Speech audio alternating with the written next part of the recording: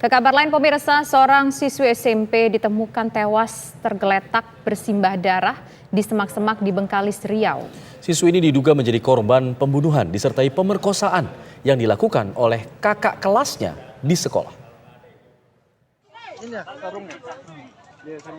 Seorang siswi SMP ditemukan tewas mengenaskan di semak belukar di pinggir jalan lintas Duri Pekanbaru, Kelurahan Balai Raja, Kecamatan Pinggir, Kabupaten Bengkalis, Riau.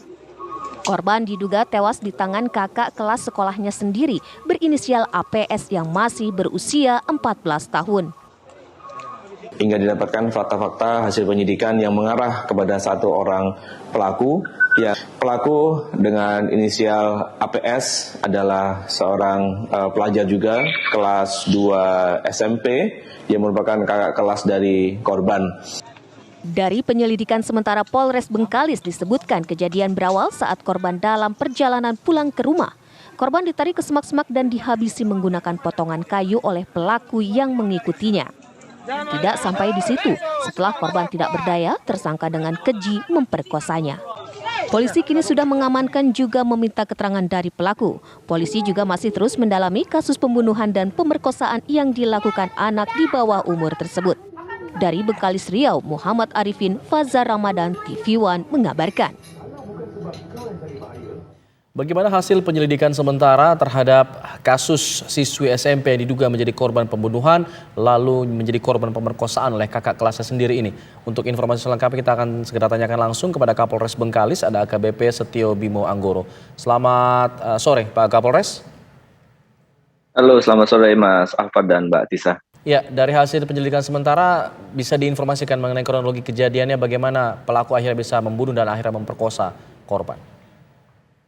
Baik, sesuai dengan fakta-fakta hasil penyidikan berupa keterangan saksi, keterangan tersangka sendiri maupun alat bukti yang lainnya, kami dapat merumuskan bahwa sebenarnya kejadian ini sifatnya spontan yang dilakukan oleh tersangka pada saat bersama-sama pulang dari sekolah. Kebetulan arah rumah pulangnya sama dan jarak dari rumah korban dan tersangka kurang lebih hanya 100 meter. Dan pada saat perjalanan pulang ini, tersangka melihat korban di jalan sedang berjalan kaki dan kemudian langsung ditarik ke semak-semak di sekitar kebun sawit dan dilakukan percobaan untuk pencabulan, namun karena korban melawan sehingga dipukul dengan kayu yang ada di TKP. Dan setelah korban tidak sadarkan diri, kemudian tersangka melakukan pemerkosaan.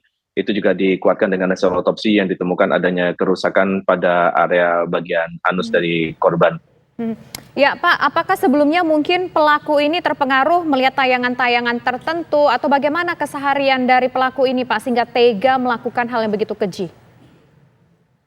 Ya, kalau profil dari tersangka sendiri berdasarkan keterangan para saksi dari lingkungan rumah tinggalnya maupun dari sekolah, memang cukup beberapa kali bermasalah di sekolah maupun di lingkungannya, karena yang tersangka ini juga pernah tertangkap untuk mencuri beberapa baju pakaian wanita, baik pakaian luar maupun pakaian dalam wanita.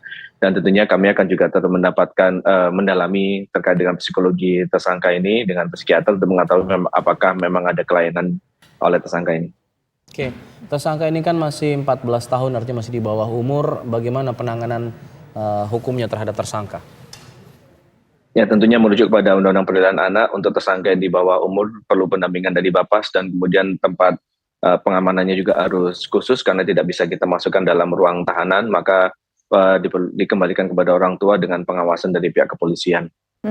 Artinya sang anak ini tidak bisa dikenakan tindak pidana Pak, meskipun telah melakukan pembunuhan dan juga kekerasan seksual.